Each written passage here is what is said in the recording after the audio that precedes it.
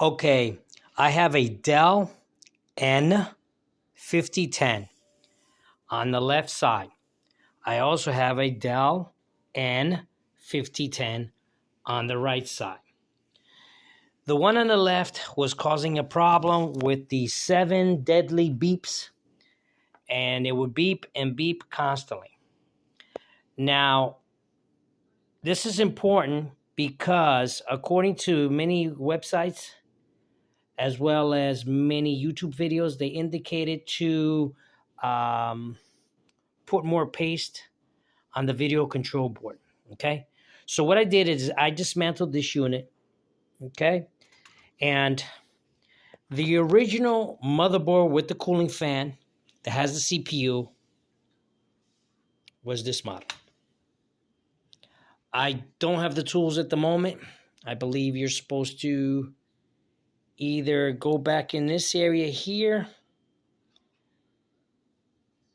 and add more paste, either or, I'm not sure. There are techniques that you put a blanket, surround it, it will start up so you can get your data. Another technique is to remove this board and put it in an oven on a tray of some sort and let it heat up. Well, you could take a look at it. Maybe it's there. Maybe it's there. It's either on the video card. It does not seem to be on the CPU. So I think it's on the video chip. All right. So the first thing I did was, I know that my Dell on the left was working. So I removed the CMOS battery and I installed it on the unit. Okay. Now, once you install on the unit, you will have to put your 2 connectors back over here. Okay. I used to snap one board to the other board. Okay, and we're going to put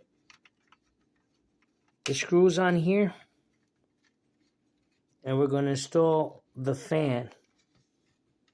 The fan here, I don't have any tools right now to clean, but we're going to install the connector for the fan.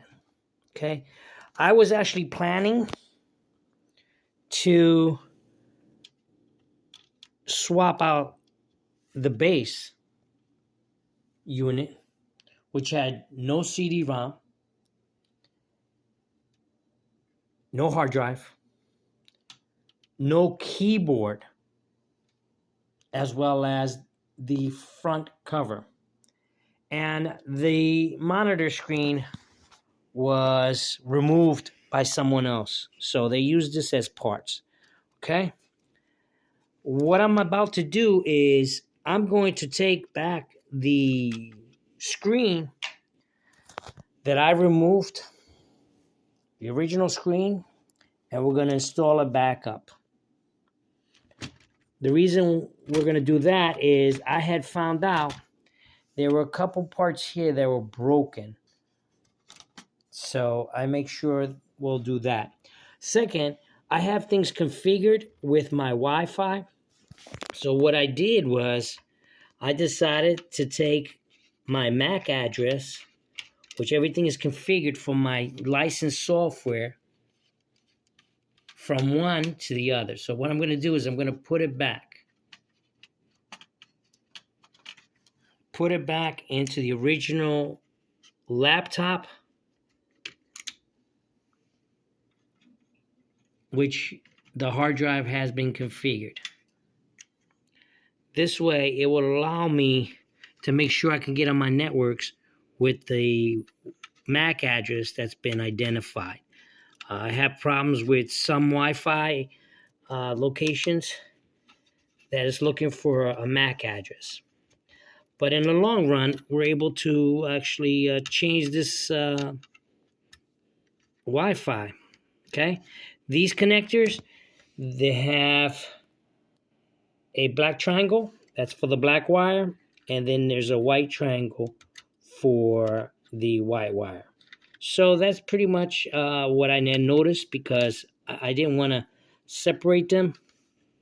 If I did separate them, it would be a problem later on to, figure out if I have the right connector. I believe one might be for transmit and the other for receive.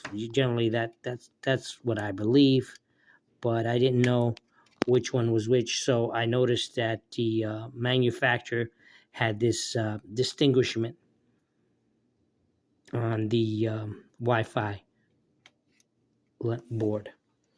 All right. Unfortunately, I cannot tell you the rest of the installation process because it's going to take me a little bit of a while to do this. I'm going to put these two screws back on here. Okay, as you can see, I put those three connectors, install the hard drive here. Okay, and then I'm going to connect the monitor screws too. Monitor screws there as well, and connect the monitor here. Okay, and then I'm going to place the keyboard onto the unit, which is going to allow me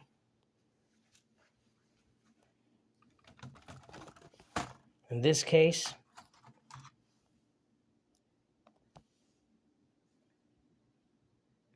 and then install the ribbon cable appropriately, and then move the positioning of the keyboard inward so it can catch the 4 tabs that are on the tap. Then I flip up this unit and install all the screws that I had in a layout, and as well as the memory. The CD-ROM is attached by a screw. So hopefully what I'm going to do is I'm just going to shortchange this and check out this motherboard, okay, from the Inspiron M5010 that had no CD-ROM, no hard drive, not even a mouse keyboard cover, and the original screen was already removed, possibly for some parts, okay? So I'm not going to keep you too long, but if you have that problem, maybe it's just best to find another unit out there, maybe someone who broke a screen. Why I keep this is a device from 2010 according to the service tag. This one, of course, is from 2010 according to the service tag as well. And actually, I have software that is in Windows 7 for tax purposes. And then I have software that was in Windows 10. So there's a dual boot. When I take this hard drive and actually put it in a different unit, let's say like a Lenovo, I have problems where the double boot doesn't work, or then some of the license seems to be damaged with the newer versions of Intuit TurboTax. So I've complained to TurboTax like, hey, if I've removed from a Dell, install it on an IBM, and then come back to a Dell, why doesn't my license go away? So it could be either it uses the MAC address or it uses some kind of configuration with the hardware. All right. So this is the motherboard that gives me the 7 beeps. Okay. It is a different configuration than the original. And according to the service tag, this model was shipped out in October 2010. And this model was shipped out in July 2010. There's a little bit of a difference, okay? So as you can see from this board, right, there doesn't seem to be a chip to the left of this shield or this triangle piece. And as you can see here, there's your Intel. So I really don't know which model devices they are, but as you can see that this one was designed in July into production according to the service tag, and there's this Intel chip here, okay, and then this one was designed in October, and it does not have that chip. So pretty much they're from the same year. We are in 2024, so these units are going to be 24 years old, and I really do need this one to work as soon as I put it together. But basically, I showed you which ones I had to take out. All right.